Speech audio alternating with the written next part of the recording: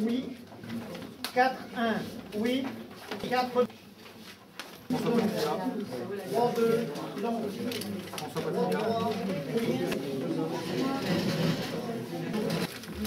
3-3, oui. François Patria. 4-1, François Patria.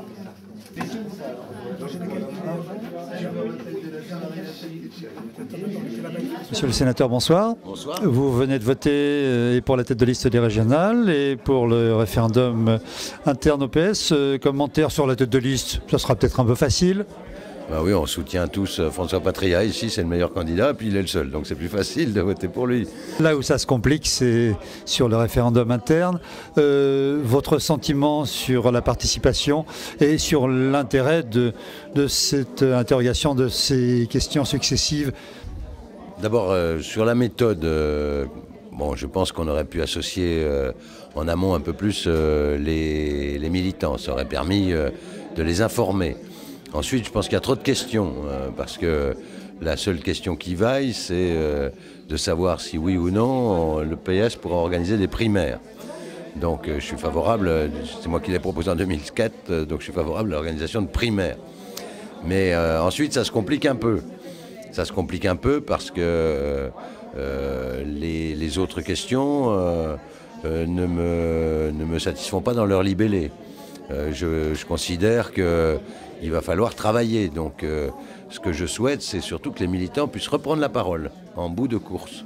Disons que là, on donne un mandat en blanc au Bureau national pour faire des propositions, alors que le Bureau national travaille, puisqu'on va ouvrir un processus, et qu'au mois de juin, les militants puissent se prononcer sur des vraies propositions précises. Moi, je me suis exprimé sur la limitation du cumul des mandats.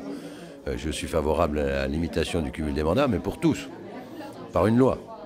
Je ne suis pas favorable à ce que les socialistes s'amputent eux-mêmes d'une partie de leur chance lors de débats où il n'y a que qui s'appliquerait cette loi de limitation.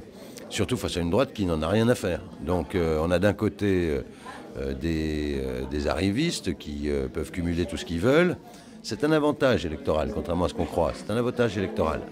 Et donc, soit c'est personne, soit c'est tout le monde. Moi, c'est ma position. Elle est assez simple. Puis, autour de ça, il y a beaucoup de problèmes qui se posent. Il y a des problèmes institutionnels.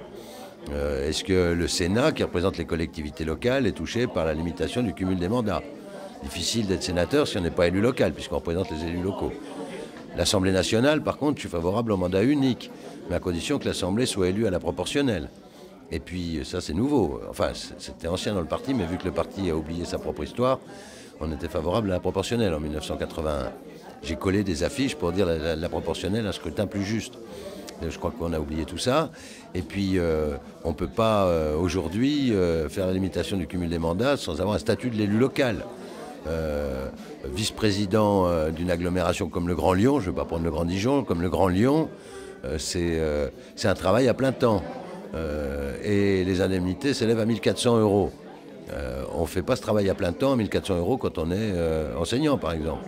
Donc ça pose des tas de problèmes. Donc il faut un statut de l'élu, il faut une réforme institutionnelle, et l'occasion serait rêvée de dire au président de la République, puisque vous vous prétendez réformateur, chiche, votons une loi qui limite le cumul des mandats pour tous. Merci. Voilà.